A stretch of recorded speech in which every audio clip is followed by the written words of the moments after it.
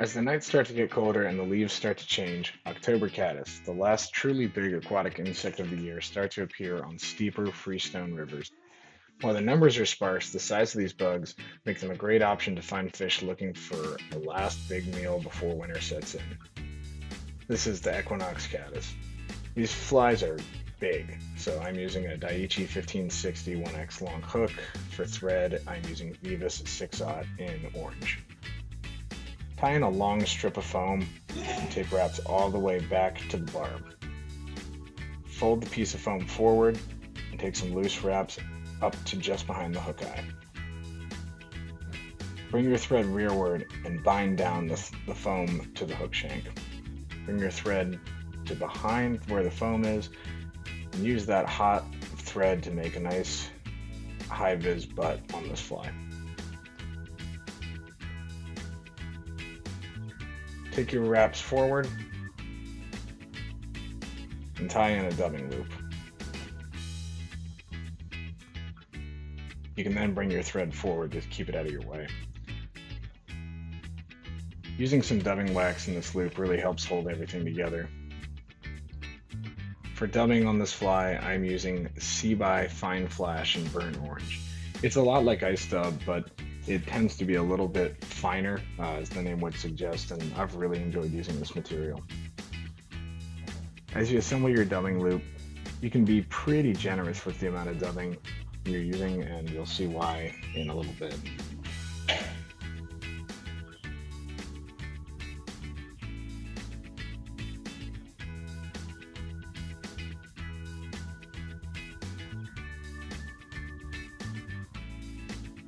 Spin up your dubbing loop.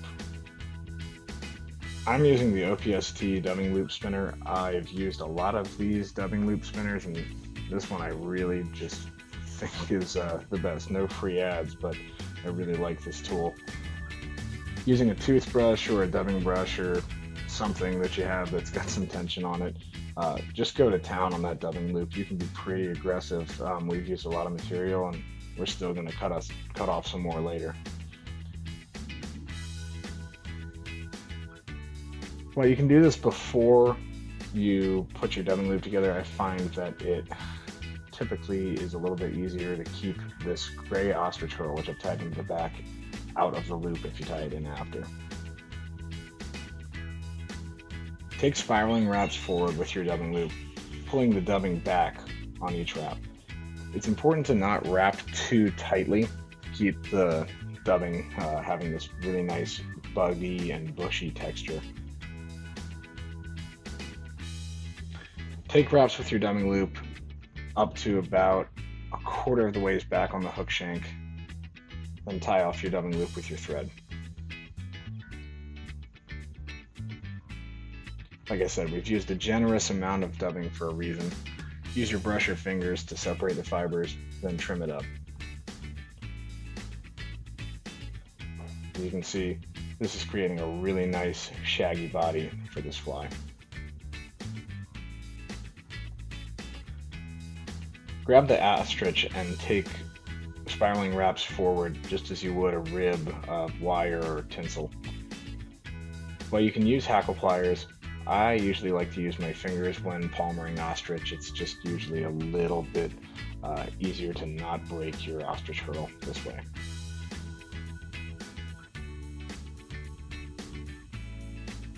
For the underwing, take 8 or so strands of root beer colored crystal flash, tie them in, and then fold them back. Secure them with the tying thread, and again, you can be pretty generous with this flash, and a lot of this is going to get cut and adjusted.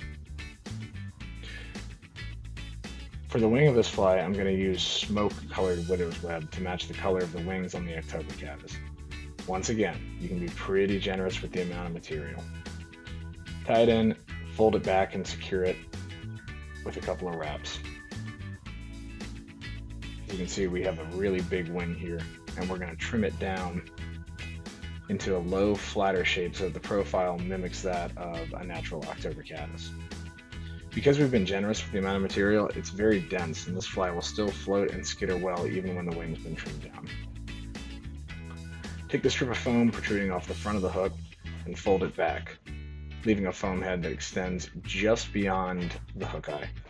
Taking care not to spin the foam, bind it down with some firm wraps and snip off the excess foam at the rear.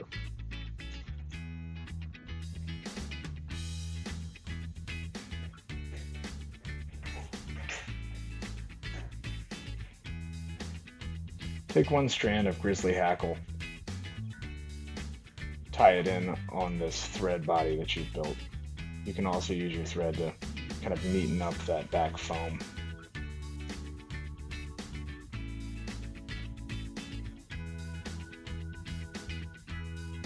Make a small dubbing noodle. In this case I'm using the fine flash, but you could totally use a gray or black for the thorax of this fly.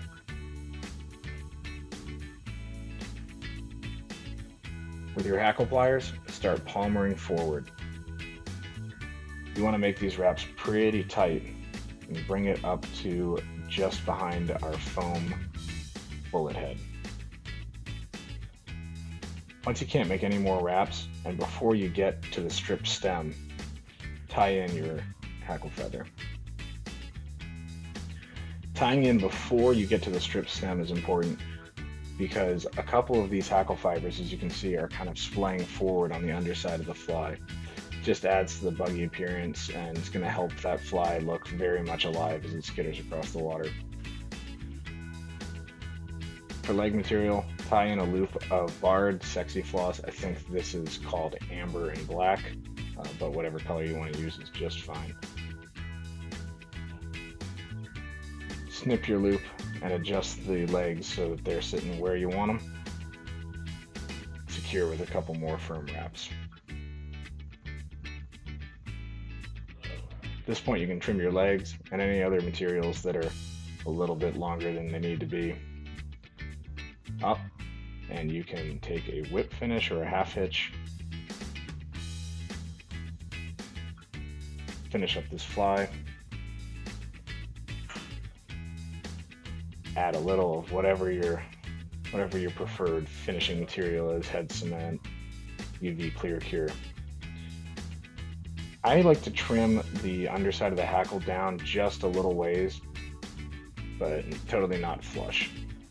And that's it, the Equinox Caddis. If you see October caddis flying around in your local waters, tie one of these on, skitter it as much as you want, and might just find one last big trout on a big drive before the winter sets in.